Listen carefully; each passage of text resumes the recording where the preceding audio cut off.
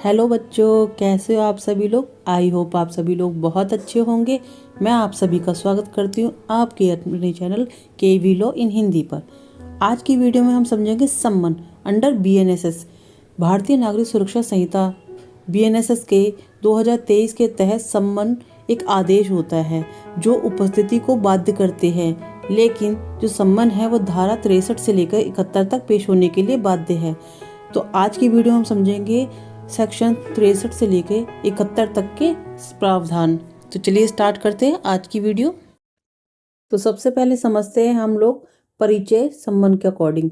भारतीय नागरिक सुरक्षा संहिता 2023 के तहत भारतीय नागरिक सुरक्षा संहिता बीएनएसएस 2023 के तहत सम्मन और वारंट अदालत के आदेश हैं जो उपस्थिति को बाध्य करते हैं। मान के आपको कोर्ट में पेश होना ही है, यानी आपके ऊपर एक ऑर्डर दिया जाता है कि आपको कोर्ट के अंदर पेश होना है, लेकिन सम्मन धारा 63 से 71 तक के पेश होने के लिए प्रावधानित है। और वारंट है धारा 72 से 83 तक गिरफ्तारी, तलाशी जैसी कार्रवाइयों को अधिकृत करते हैं। तो आज की वीडियो में हम सबसे पहले समझेंगे सम्मन, नेक्स्ट वीडियो में हम समझेंगे वारंट को। तो पहले देखते हैं सम्मन। सम्मन एक कानूनी दस्तावेज है जो न्यायालय द्वारा जारी किया जाता है। इसमें किसी व्यक्ति को न्यायालय के समक्ष उपस्थित होने का आदेश दिया जाता है। मतलब कोई भी हो, चाहे वो गवाह हो सकता है या कोई अधिकारी हो सकता है, आरोपी हो सकता है, उसको आपको कोर्ट में पेश करने के लिए न्यायालय द्वारा एक वारंट यानी एक आदेश पत्र भेजा जाता है, जिसमें उसका नाम, एड्रेस और जो जिस पर्पस के लिए उसे बुलाया जा रहा है वो लिखा होता है, और वो स्थान लिखा होता है और डेट के साथ में कि उसको उस स्थान पर उस डेट को उपस्थित होना है। बीएनएसएस के अंतर्गत सम्मन आमतौर पर अभियुक्तों या गवाहों को न्यायालय की कार्यवाही में उनकी उपस्थिति सुनिश्चित करने के लिए जारी किए जाते हैं। ठीक है, अब देखते हैं कि सम्मन को भेजने का उद्देश्य क्या होता है। सम्मन जारी करने का मुख्य उद्देश्य व्यक्तियों को कानूनी कार्रवाई के बारे में सूचित करना, यानी उनको इन्फॉर्मेशन दी जाती है सम्मन के द्वारा कि आपको कोर्ट में पेश होना है और किस लिए होना है, कब होना है, किस स्थान पर होना है, वो सभी के सभी उसमें मेंशन किए जाते हैं। उन्हें अपना पक्ष और गवाही प्रस्तुत करने का अवसर प्रदान करने के लिए किया जाता है। हमने इससे पहले वीडियो में सीपीसी के अंतर्गत सम्मन पढ़े थे, तो उसमें जो होते हैं सिविल मैटर के लिए होता है। जो बीएनएसएस के अंतर्गत क्रिमिनल मैटर जो होते हैं उनके अकॉर्डिंग कोई भी क्राइम जो हुआ है उसके लिए आपको कोर्ट में बुलाया जाता है। अगर आप उसमें गवाह हैं तो बुलाया जाएगा, उसमें आरोपी है तो बुलाया जाएगा, और आप उसके बारे में कोई जानकारी रखते हैं तो बुलाया जाएगा। ठीक है, अब देखते हैं सम्मन का प्रारूप धारा 63 के अंतर्गत। तो इसमें हम सेक्शन वाइज समझेंगे, पैरा वाइज के इसके अंदर सेक्शन 63 क्या कहता है, 64 क्या कहता है। ठीक है, तो भारतीय नागरिक सुरक्षा संहिता 2023 की धारा 63 के तहत इस संहिता के अंतर्गत न्यायालय द्वारा जारी किया गया प्रत्येक सम्मन लिखित रूप में 2 प्रतियों यानी कॉपीज में होता है। न्यायालय के पीठासीन अधिकारी या उच्च न्यायालय द्वारा समय समय पर नियमानुसार निर्देशित किसी भी अन्य अधिकारी द्वारा हस्तांतरित, यानी सिग्नेचर लगे होते हैं उसमें, उस पर न्यायालय की मोहर भी लगी होगी, और ये किसी इलेक्ट्रॉनिक संचार के किसी अन्य रूप में होगा और उस पर न्यायालय की मोहर और डिजिटल हस्ताक्षर की छवि यानी फोटो भी होगी। ठीक है, तो 2023 में बीएनएसएस के अंतर्गत जो बदलाव हुए हैं उसके अंदर इलेक्ट्रॉनिक जो माध्यम है, पहले क्या होता था कि फिजिकली किसी व्यक्ति को जाना होता था तब उसके पास तक वारंट और सम्मन पहुंचते थे, बट जो अभी जो नए कानून हुए हैं उसके अंतर्गत बीएनएस की धारा 63 के अंतर्गत इलेक्ट्रॉनिक रूप से भी किसी को सम्मन और वारंट भेजे जा सकते हैं। अब देखते हैं इसके समान तत्व क्या होते हैं। सम्मन के मूल तत्व। सम्मन में न्यायालय का नाम, न्यायालय का स्थान, दिन, समय जैसी जानकारियां स्पष्ट और विशिष्ट होनी चाहिए, जिससे यह उल्लेख हो कि सम्मन जारी किए गए व्यक्ति की उपस्थिति आवश्यक है। उसमें उस व्यक्ति का उपस्थित होने का कारण भी मेंशन किया जाता है, और बाकी स्थान, दिन और समय भी, और व्यक्ति का नाम। भारतीय नागरिक सुरक्षा संहिता 2023 की धारा 63 के तहत न्यायालय द्वारा जारी किए गए सम्मन के आवश्यक तत्व हैं। पहला, ये लिखित में होना चाहिए, जो सम्मन है वो लिखित रूप में होना चाहिए, इसकी 2 कॉपीज होनी चाहिए, इस पर न्यायालय के पीठासीन अधिकारी या उच्च न्यायालय द्वारा अधिकृत किसी भी अन्य अधिकारी के हस्ताक्षर विद मोहर होनी चाहिए, इसमें उस समय और स्थान का उल्लेख होना चाहिए जहां बुलाए गए व्यक्ति की उपस्थिति आवश्यक है। ठीक है, कौन से कोर्ट में जाना है, किस डेट पे जाना है, ये सब कुछ उसमें लिखा होना चाहिए। इस पर न्यायालय की मोहर लगी होनी चाहिए, किस न्यायालय ने इसे इशू किया है। यदि सम्मन इलेक्ट्रॉनिक संचार में है तो उस पर न्यायालय की मोहर और डिजिटल हस्ताक्षर की छवि यानी फोटो होनी चाहिए। अब देखते हैं सम्मन कैसे तामील किया जाता है, यानी कैसे उसको सर्व किया जाता है, भेजा जाता है। तो निम्नलिखित तरीकों से सम्मन तामील किया जा सकता है।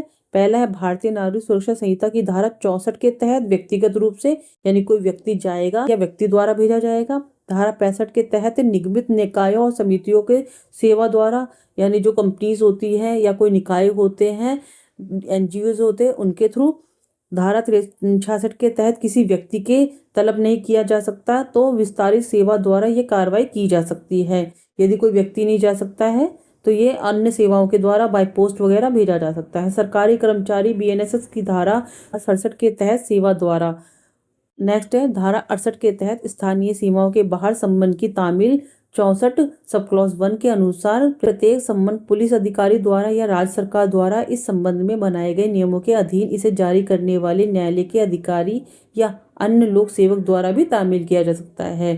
ठीक है, कोई भी प्रशासनिक अधिकारी जो है, जो इस कार्य के लिए पूरे के पूरे योग्य है, उनके द्वारा भी ये कार्य किए जा सकते हैं। अब देखते हैं धारा 64 में व्यक्तिगत रूप से सम्मन कैसे तामील किया जाता है। तो जब सम्मन जारी किया जाता है तो सामान्य नियम यह है कि उसे उस व्यक्ति को व्यक्तिगत रूप से दिया जाएगा, यानी उसके घर जाया जाएगा और उस व्यक्ति को फेस टू फेस दिया जाएगा जिसके नाम पर सम्मन जारी हुआ है।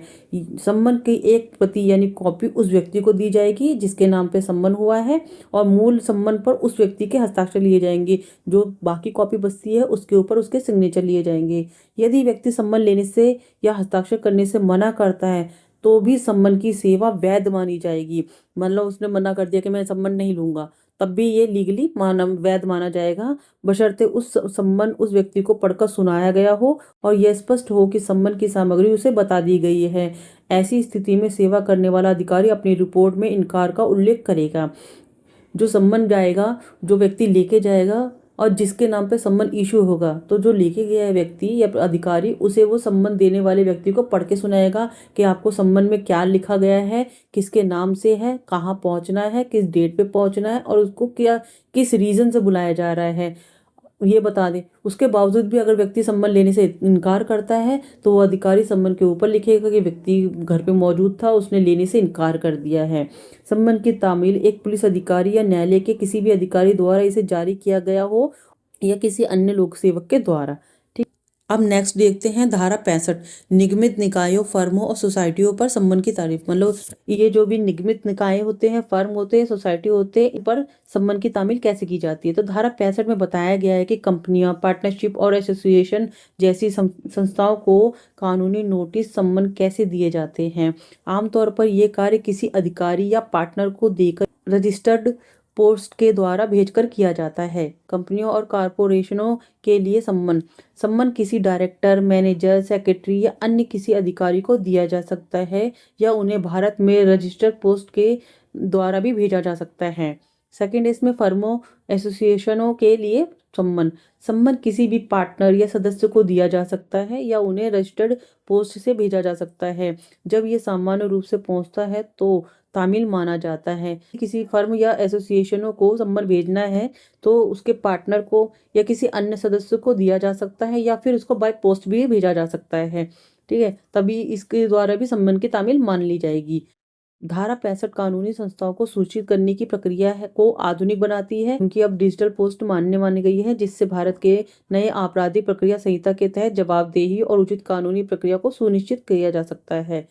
धारा 66 के अंतर्गत जब सम्मन किए गए व्यक्ति को पता न चल पाए तो तब कैसे सम्मन की तामील की जाएगी। सम्मन की तामील की जाएगी। यदि किसी व्यक्ति को सम्मन भेजा गया और वह नहीं मिल पाता है तो सम्मन की एक कॉपी उस व्यक्ति के साथ रहने वाले परिवार के किसी अन्य व्यक्ति को दी जाएगी या उसके पास छोड़ दी जाएगी। तो तब भी जो सम्मन है उसकी तामील मानी जाएगी कि उस व्यक्ति तक सम्मन पहुंच चुका है।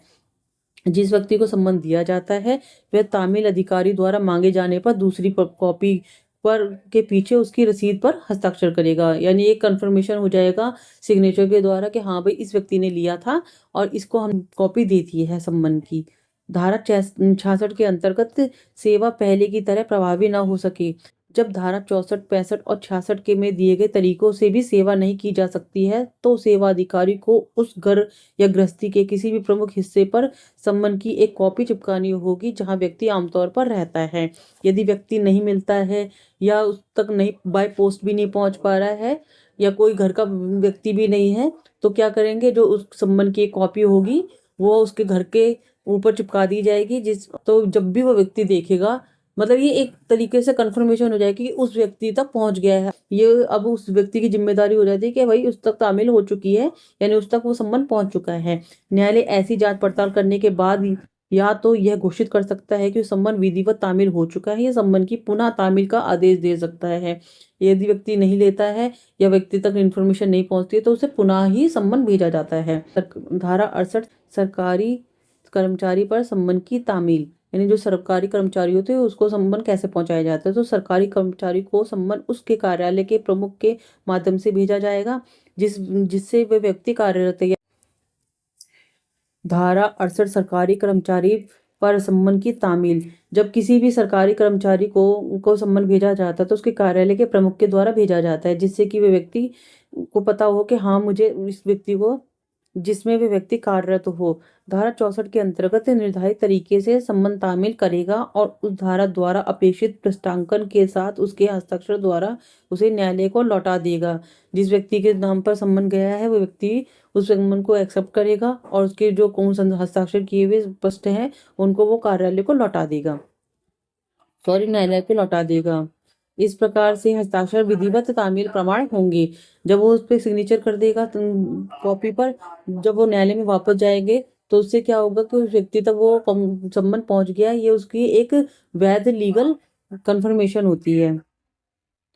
धारा 59 के अंतर्गत स्थानीय सीमाओं के बाहर सम्मन की तामील, जो स्थानीय सीमाएं होती है उनके बाहर सम्मन की तामील कैसे की जाती है, इसके अंतर्गत देखते हैं। यदि किसी सम्मन को न्यायालय के अधिकार क्षेत्र को स्थानीय सीमाओं के बाहर किसी स्थान पर तामील किया जाना है तो उसे एक मजिस्ट्रेट द्वारा भेजा जाना चाहिए जिसके अधिकार क्षेत्र में एक व्यक्ति निवास करता हो, क्योंकि जो मजिस्ट्रेट है उनकी अलग अलग सीमाएं होती है, क्षेत्राधिकार होते हैं। जिस सीमा क्षेत्र के अंतर्गत उस व्यक्ति का वह व्यक्ति रहता है उसके अंतर्गत जो भी मजिस्ट्रेट न्यायालय आते हैं वो जो सम्मन होंगे वो उसी मजिस्ट्रेट के द्वारा तामील किए जाएंगे।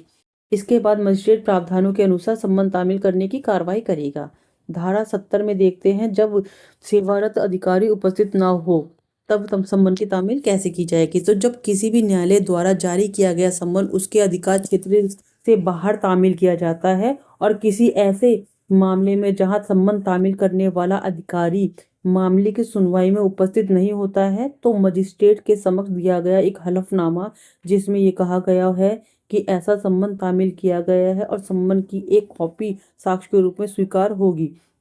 जो अधिकार क्षेत्र से बाहर व्यक्ति होते हैं उसकी जो सम्मन की तामील है वो मजिस्ट्रेट के द्वारा की जाती है और उसकी प्रक्रिया वही सेम होती है जो हमने पहले पढ़ा है।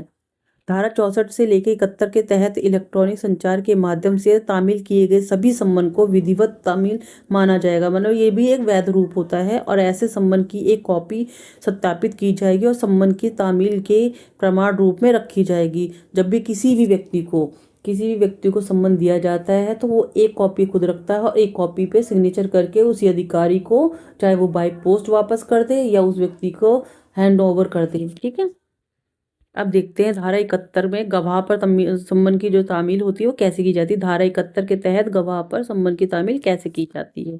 किसी गवाह को सम्मन जारी करने वाला न्यायालय ऐसे सम्मन जारी करने के अतिरिक्त और साथ साथ सम्मन की एक कॉपी यानी प्रति इलेक्ट्रॉनिक संचार या पंजीकृत डाक द्वारा गवाह के उस पते पर भेजने का निर्देश दे सकता है जहां वह सामान्यतः निवास करता है और व्यवसाय करता है या व्यक्तिगत रूप से लाभ के लिए काम करता है। अभी आपको समझ में आ गया होगा कि जो इलेक्ट्रॉनिक या पंजीकृत डाक द्वारा भी व्यक्ति को सम्मन भेजा जाता है। धारा 68 सरकारी कर्मचारी पर सम्मन की तामील, जब किसी भी सरकारी कर्मचारी को सम्मन भेजा जाता है तो उसके कार्यालय के प्रमुख के द्वारा भेजा जाता है जिससे कि वे व्यक्ति को पता हो कि हाँ मुझे इस व्यक्ति को जिसमें वे व्यक्ति कार्यरत हो। धारा 64 के अंतर्गत निर्धारित तरीके से संबंध तामील करेगा और उस धारा द्वारा अपेक्षित पृष्ठांकन के साथ उसके हस्ताक्षर द्वारा उसे न्यायालय को लौटा देगा। जिस व्यक्ति के नाम पर संबंध गया है वो व्यक्ति उस संबंध को एक्सेप्ट करेगा और उसके जो कौन हस्ताक्षर किए हुए पृष्ठ हैं उनको वो न्यायालय को लौटा देगा। इस प्रकार से हस्ताक्षर विधिवत तामील प्रमाण होंगे। जब वो उस पर सिग्नेचर कर देगा कॉपी पर, जब वो न्यायालय में वापस जाएंगे तो उससे क्या होगा कि उस व्यक्ति तक वो संबंध पहुंच गया, ये उसकी एक वैध लीगल कंफर्मेशन होती है। धारा 59 के अंतर्गत स्थानीय सीमाओं के बाहर संबंध की तामील कैसे की जाती है। इसके अंतर्गत देखते हैं, यदि किसी संबंध को न्यायालय के अधिकार क्षेत्र को स्थानीय सीमाओं के बाहर किसी स्थान पर तामील किया जाना है तो उसे एक मजिस्ट्रेट द्वारा भेजा जाना चाहिए जिसके अधिकार क्षेत्र में वह व्यक्ति निवास करता हो। क्योंकि जो मजिस्ट्रेट है उनके अलग अलग सीमाएं होती है, क्षेत्राधिकार होते हैं। सीमा क्षेत्र के अंतर्गत उस व्यक्ति का वह व्यक्ति रहता है, उसके अंतर्गत जो न्यायालय आते हैं वो जो संबंध होंगे वो उसी मजिस्ट्रेट के द्वारा तामील किए जाएंगे। इसके बाद मजिस्ट्रेट प्रावधानों के अनुसार संबंध तामील करने की कार्रवाई करेगा। धारा 70 में देखते हैं, जब सेवारत अधिकारी उपस्थित ना हो तब संबंध की तामील कैसे की जाएगी। तो जब किसी भी न्यायालय द्वारा जारी किया गया संबंध उसके अधिकार क्षेत्र से बाहर तामील किया जाता है और किसी ऐसे मामले में जहां संबंध तामील करने वाला अधिकारी मामले की सुनवाई में उपस्थित नहीं होता है तो मजिस्ट्रेट के समक्ष दिया गया एक हलफनामा जिसमें ये कहा गया है कि ऐसा संबंध तामील किया गया है और संबंध की एक कॉपी साक्ष्य के रूप में स्वीकार होगी।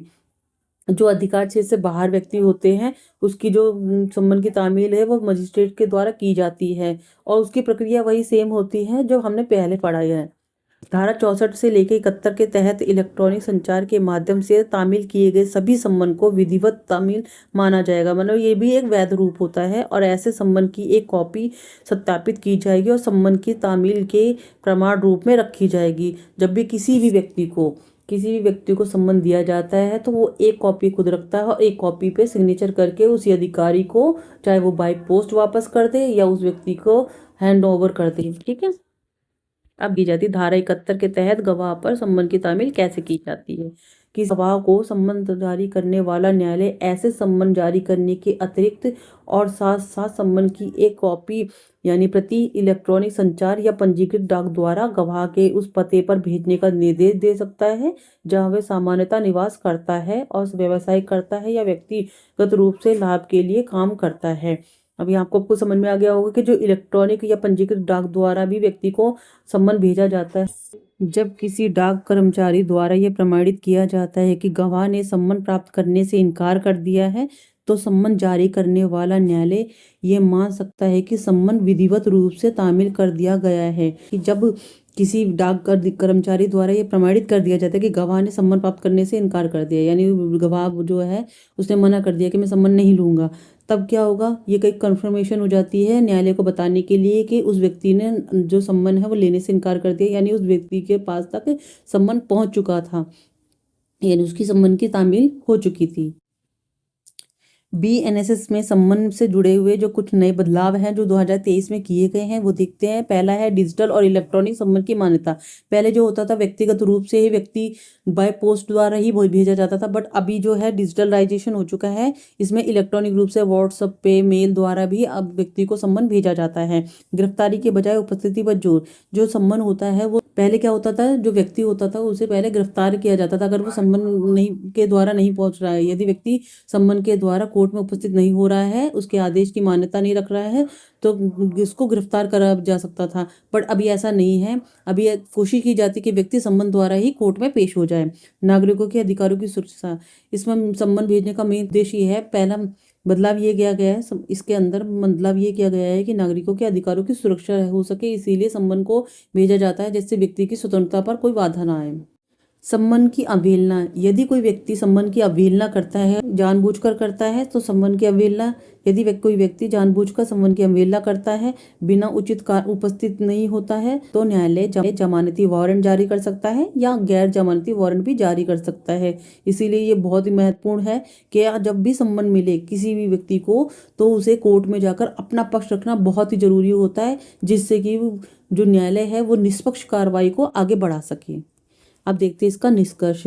भारतीय नागरिक सुरक्षा संहिता के अंतर्गत संबंध तामील करने के प्रावधान यह सुनिश्चित करने के लिए बनाए गए हैं कि व्यक्तियों को उनके खिलाफ चल रही कानूनी कार्रवाई की विधिवत जानकारी मिल सके। यानी कि बताया जाता है संबंध के द्वारा कि आपके ऊपर एक कानूनी कार्रवाई होने वाली है, आपको आकर अपनी सफाई में कुछ कहना है तो इस तारीख को कोर्ट में पेश हो जाइए, इस स्थान पे आना है।